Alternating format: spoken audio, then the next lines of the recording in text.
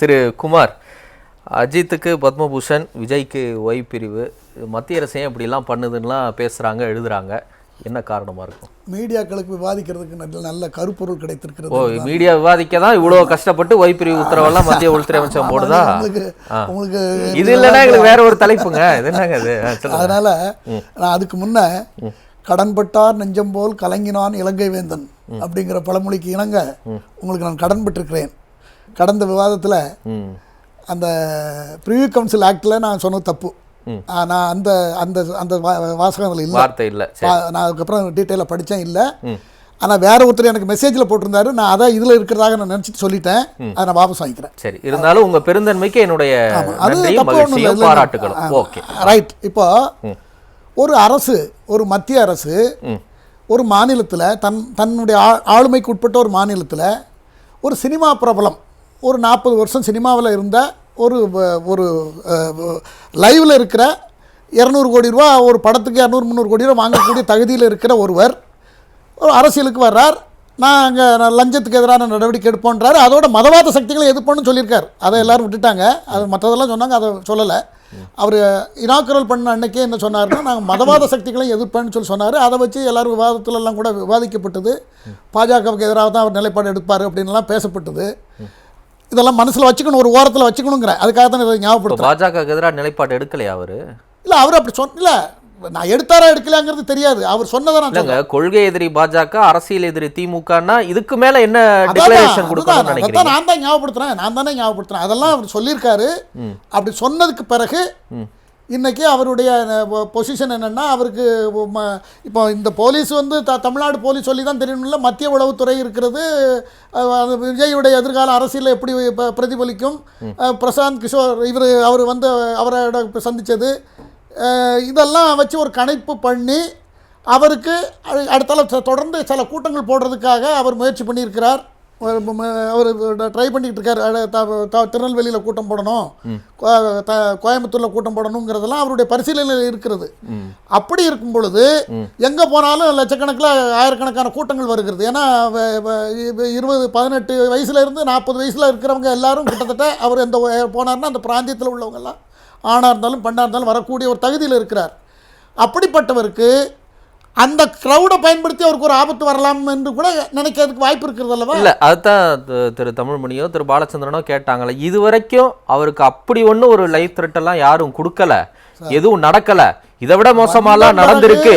என்ன சார் பிறகு ஏதோ குடிக்கிற வரும்? இல்லை, அவர் சொன்ன இந்த காரணத்தை வச்சு பார்த்தீங்கன்னா நயன்தாராவுக்கும் த்ரிஷாவுக்கும் அதிகமாக ஆபத்து இருக்கு. வருது. நான் உண்மை. அவர் சொன்ன இதே காரணம் தான் சார். சினிமா பிரபலங்களுக்கு குறிப்பா அந்த 20லேருந்து 40 வயசு சொன்னார் பாருங்க, அந்த ஆண்கள். சினிமா பிரபலங்கள் லட்சக்கணக்கான குவிஞ்சிட்டாங்க. சினிமா பிரபலங்களுக்கு வருவது இயல்பு, எந்த காலத்துல இது இருந்திருக்கிறது. அப்ப எல்லா சினிமா பிரபலங்களுக்கும் ஏன் கொடுக்கல? இல்லை, சினிமா பிரபலங்களுக்கு வருது. இவர் அரசியல் இன்னைக்கு அரசியல்ல இவ்வளவு வெளிப்படையா ஊழல் வந்து ஒரு பெரிய பிரச்சனையாக இருந்து கொண்டு இருக்கிறதுங்கிறது, ஊழலை எதிர்த்து ஓப்பனாக நல்ல பவரில் இருக்கிற ஒருத்தர் ஒரு இளைஞர் சினிமா படங்கள்லேயும் சமீப காலங்களில் இந்த ஊழலுக்கு எதிரான நடிப்புகள்லாம் நடித்து அவர் ஓப்பனாக டெக்ளேர் பண்ணியிருக்காரு. அப்போ இவருக்கு த்ரெட்டு வரதுக்கு வாய்ப்பு இருக்குன்னு ஒரு மத்திய அரசு யோசிச்சா தவறா நம்ம பார்க்க முடியுமா? இல்லை, அவர் ஊழல் எதிர்ப்பை கை கொள்றதுனால அவருக்கு ஒரு த்ரெட்டு வரும், அதனால நாங்கள் பாதுகாப்பாக இருக்கோம்னு வந்து பாதுகாப்பாக கொடுக்கணும் அரசாங்கம். அதுக்கு தானே இந்த பிரிவுகள்லாம் ஒவ்வொருத்தர் கேட்டகரிக்கு தகுந்த மாதிரி. இல்லை, அது ரொம்ப ஒரு வலிந்து கொடுக்குற மாதிரி தானே எல்லாரும் விமர்சனத்தை வைக்கிறாங்க. என்ன காரணம்னா, இல்லை, பாஜகவுக்கு கூட்டணி கணக்கு தான் இதில் நோக்கம். விஜயை காப்பாற்றணும், இல்லை அவருக்கான ஒரு பாதுகாப்பு அச்சுறுத்தலை கடந்து இது கூட்டணிக்காக அவர் ஆசைப்பட்டு அவரை உள்ள இழுக்க பார்க்குறாங்க. ஒரே ஒரு உதாரணம், அண்ணா ஜெயலலிதா அம்மையார் இறந்ததுக்கு பிறகு அதிமுகவுடைய நிலைமை நம்ம எல்லாம் பார்த்தோம். அந்த நேரத்தில் வாலண்டியராக வந்து அந்த சமாதானப்படுத்தி வச்சு அந்த கட்சியை நல்லா வரட்டும்னு அப்போ எல்லா விவாதங்களும் பிஜேபி வந்து அதிமுகவை கபலீகரம் பண்ண போகுது. இந்த 2 வருஷம் வரைக்கும் எல்லா விவாதம் நடந்தது. என்ன நடந்தது கடைசியில்? இப்போ எடப்பாடி பழனிசாமி எப்படி இருக்காரு, பிஜேபி எப்படி இருக்குது, ஒன்றும் நடக்கல. அப்படி ஒன்றும் நடக்கலையா? இன்னைக்கு எப்படி என்ன நடந்தது? ஒன்றுமே நடக்கல. கூட்டணிங்கிறது ஒன்றுமே இல்லை. கூட்டணிங்கிறது இல்லைன்னு ஆகி போச்சு. இல்லை, கிட்டத்தட்ட இல்லைன்னு ஆகி போயிட்டுங்களேன்.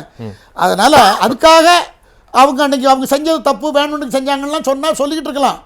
அதை போல தான் இதுவும் விஜய் விஷயத்தில் அவர் ஒரு முன்னணி நடிகர், அவர் சினிமா அரசியலுக்கு வந்திருக்கிறார்.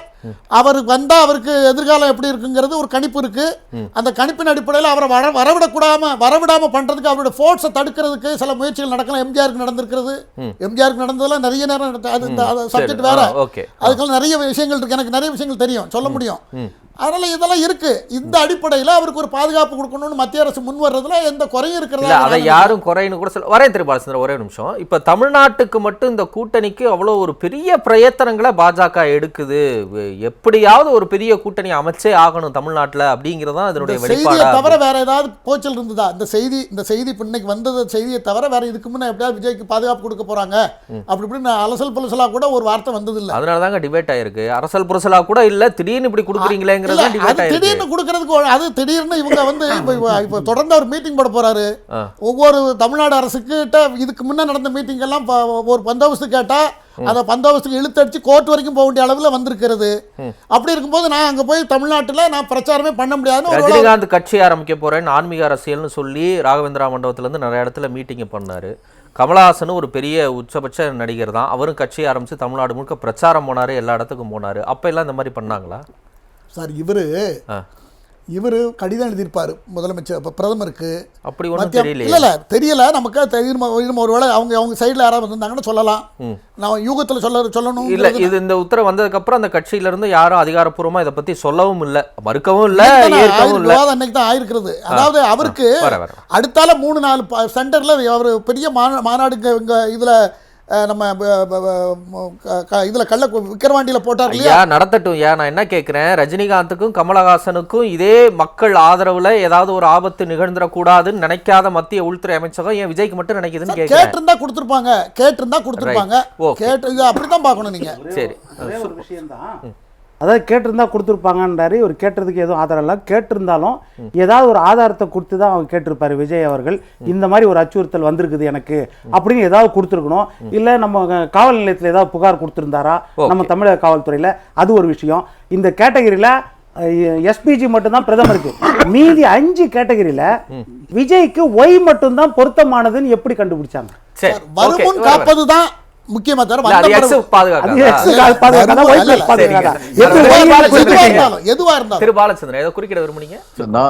நான் கேட்க நினைத்த கேள்வியை திரு தமிழரசன் ஏற்கனவே கேட்டுவிட்டீர்கள். கமலஹாசனுக்கு கொடுக்காம இவருக்கு ஏன் கொடுத்தாங்கிற கேள்விக்கு மத்திய அரசு தான் பதில் சொல்லுவாங்க. சரி, ஓகே. திரு குமார், உங்களுடைய நிறைவு பார்வை. இல்ல, இப்போ இதுல சுத்தி வளைச்சு பாக்குறத விட அந்த முதல் கூட்டத்தில் 6 பேர் மரணித்திருக்காங்க. இதில் அது ஒரு சாதாரண விஷயம் இல்லை. இதுக்கு முன்னே எந்த தலைவர்கள் கூட்டத்திலையும் அந்த மாதிரிலாம் ஒரு அசம்பாவிதம் நடந்ததில்லை. இவ்வளவு 6 பேர்லாம் இறந்ததில்லை. அப்போ அது ஒரு சீரியஸான ஒரு க்ரௌடு. அதனால் இன்னும் அடுத்த மாவட்டங்கள் போகும்போது அப்போ அவருக்கு அது சம்மந்தப்பட்ட நபருக்கு பாதுகாப்பு கொடுக்கணும். வெளியாட்களை வச்சு கொடுக்கறத விட அரசு நடந்து 5 மாதம் கழிச்சு கொடுப்பாங்களா? இல்ல, அதுக்காக அது முடிஞ்சு போச்சு சார். அது முடிஞ்சு போச்சு சார். அது முடிஞ்சு போன விஷயம். அடுத்தால கூட்டம் போடும்போது நாக்காளிய தலையில வச்சுக்கிட்டான். அடுத்தால கேரளா இருந்தாரு. இல்ல அடுத்தால கூட்டம் போட்டால் அந்த மாதிரி எல்லாம் இது வந்துடக்கூடாதுங்கிற நோக்கத்துல கொடுத்துருக்கலாம். அவங்க கடமையை செய்திருக்காங்க மத்திய அரசு.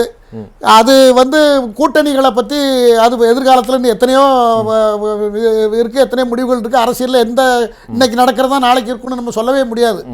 கூட்டணி இருக்கலாம், இல்லாமலும் இருக்கலாம், எதிராகவும் இருக்கலாம்.